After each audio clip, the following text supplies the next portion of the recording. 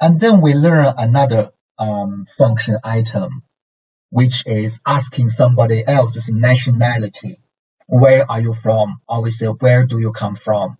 Okay, so in Chinese, how to say it? Okay, how to say? Then you can say 你是哪国人?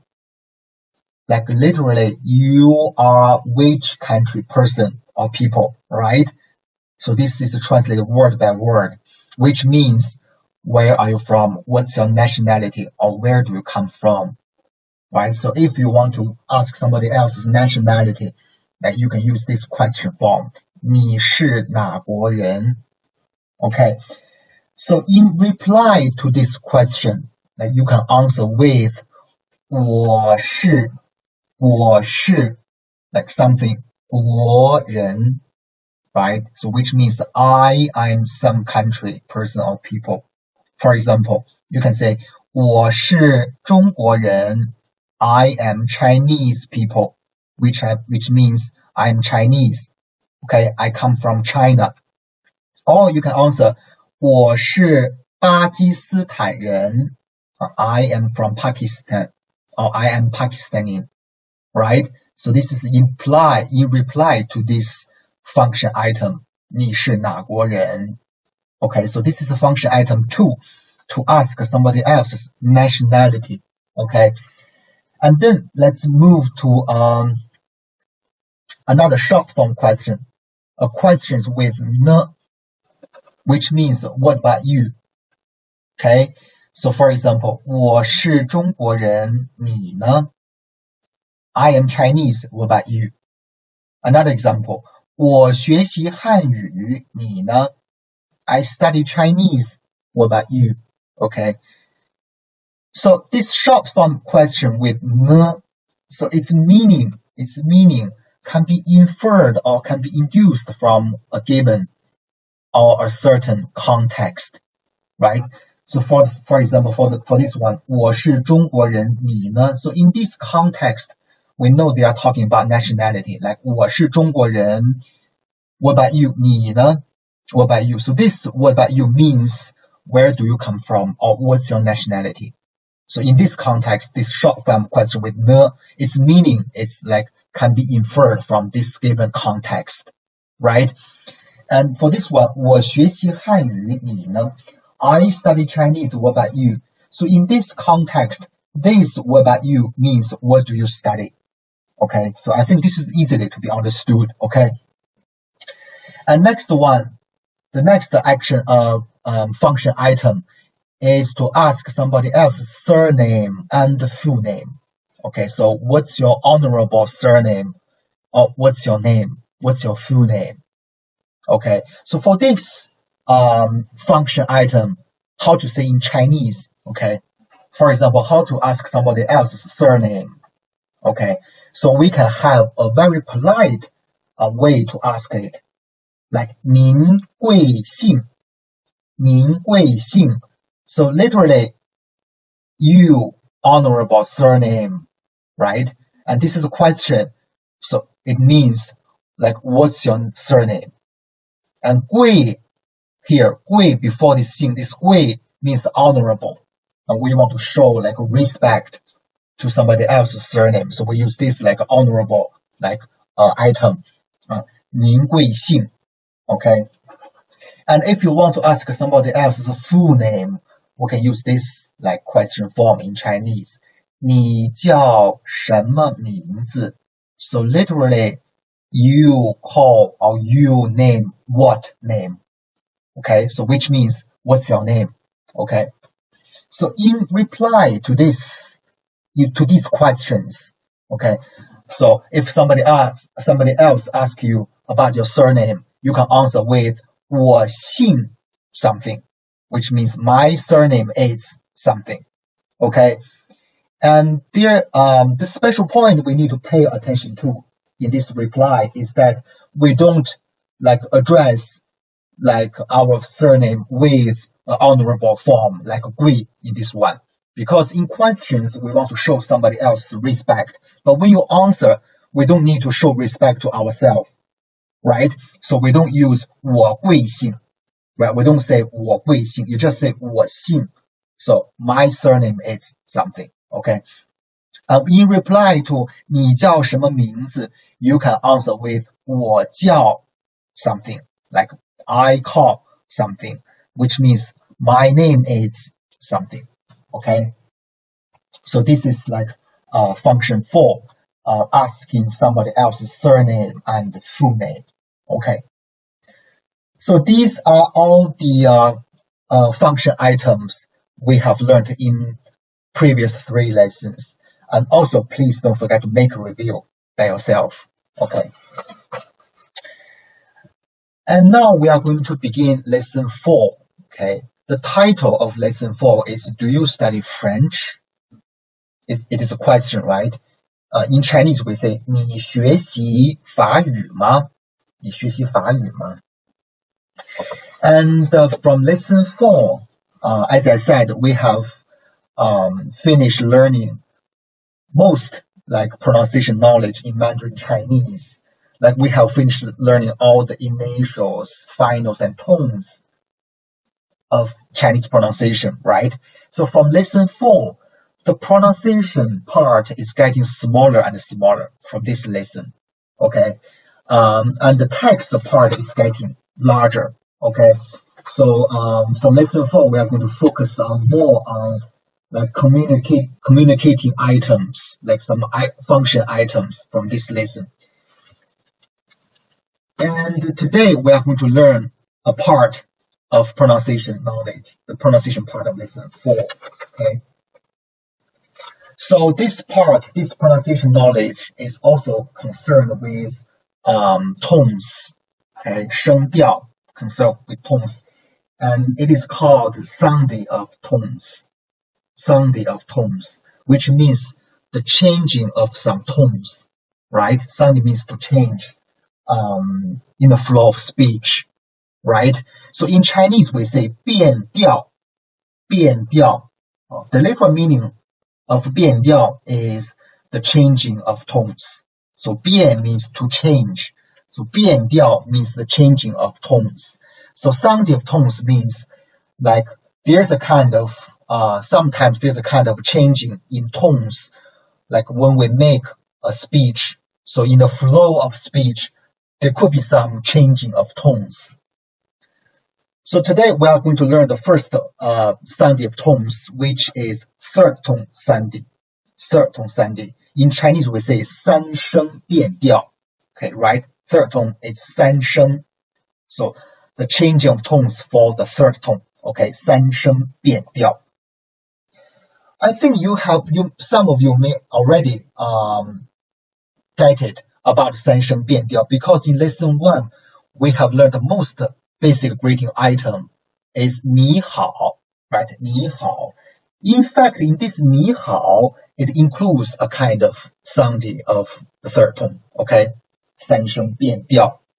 So we can make a review of this, like 你, right? 你 means you, right? So 你, if we read 你 alone, this 你 is a third tone syllable, right? So 你 is a third tone syllable. And also 好, which means good, well, right? So this 好 is also a third tone syllable, right? So if we pronounce these two third tone syllables separately, so either one is pronounced as a third tone syllable, right? But if they pronounce together, as we learned in lesson 1, when we make greetings in daily life, 你好, and you can see there is a change of tones. So the first third tone, 你, is changed into the second tone, okay? So the first third tone syllable is changed into the second tone syllable. So if we pronounce this 你好 together, actually we say 你好, 你好. So this is just the third tone Sandhi. This is just a third tone Sandhi. Let me repeat. So if a third tone syllable is followed by another third tone syllable, right? Like in this case, if a third tone syllable is followed by another third tone syllable, so the first third tone syllable is changed into second tone syllable. Okay, so if a third tone syllable is followed by another one, okay, so the third tone syllable is changed into a second tone syllable, like 你 and 好, and if they say together, like changed into 你好, okay, and these are Chinese characters written form, okay. And let's see some other examples, like this one, okay. So this one similarly to this 你好, all of these examples contains with two third tone syllables, like 法 and 语, right? Like both of them are third tone syllable. And if they pronounce together according to the third tone Sandhi rules, so the first third tone syllable changed into second tone syllable, right? So how to pronounce these examples? Okay, let's read together.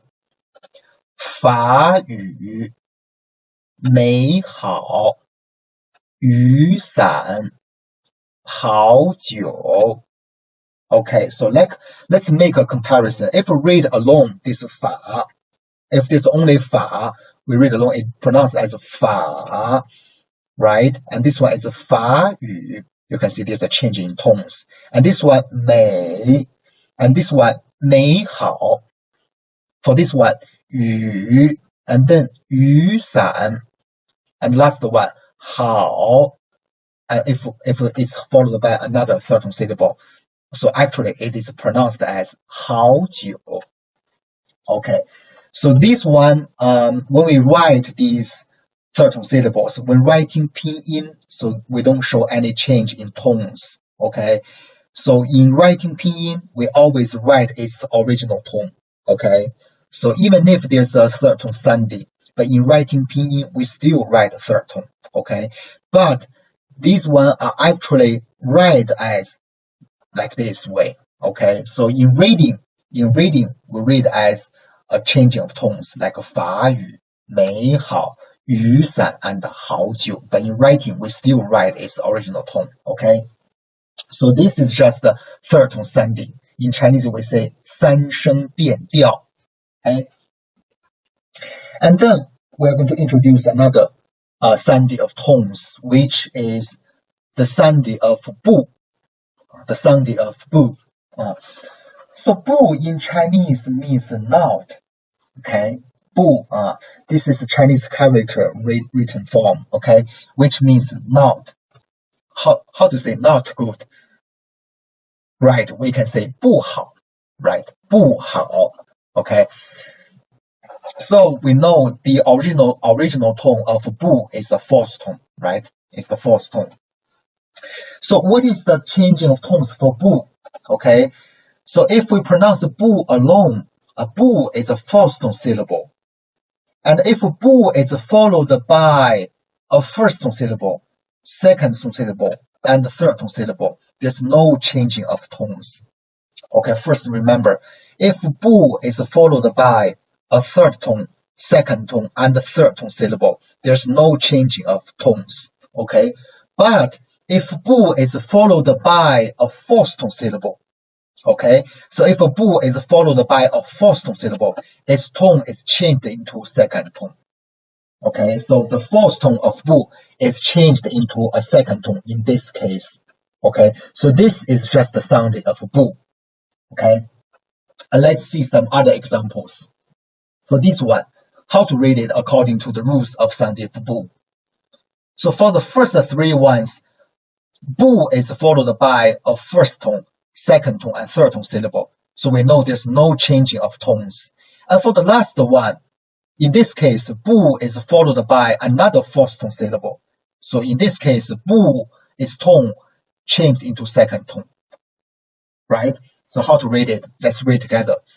不听, 不行, 不晓, and 不是.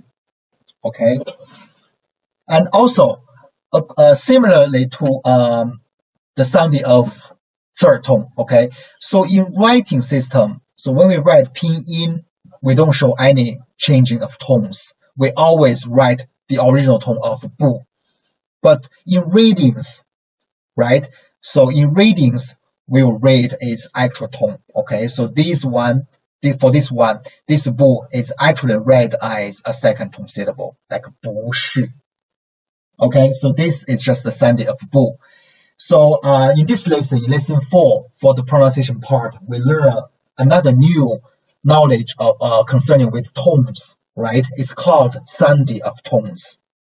In Chinese, we say 变调, and we know Sandhi of tones means like in actual speech, in the flow of speech, like for some certain tones, it could be a kind of change in these tones, like 三声 third tone and the bu. Okay, so this is just the pronunciation knowledge of lesson 4. So today's homework. For today's homework, we have a self-check homework. Please review all the Pinyin knowledge, including initials, finals, tones, and also including Sandhi, which we just learned in this lesson. Okay, so please make a review by yourself from lesson 1 to lesson 4. You can listen to the recording of the textbook and try to mimic, or we can say try to imitate, imitate these recordings, these sounds, and try to practice as often as possible. Okay, that's all for today. I will see you on Wednesday.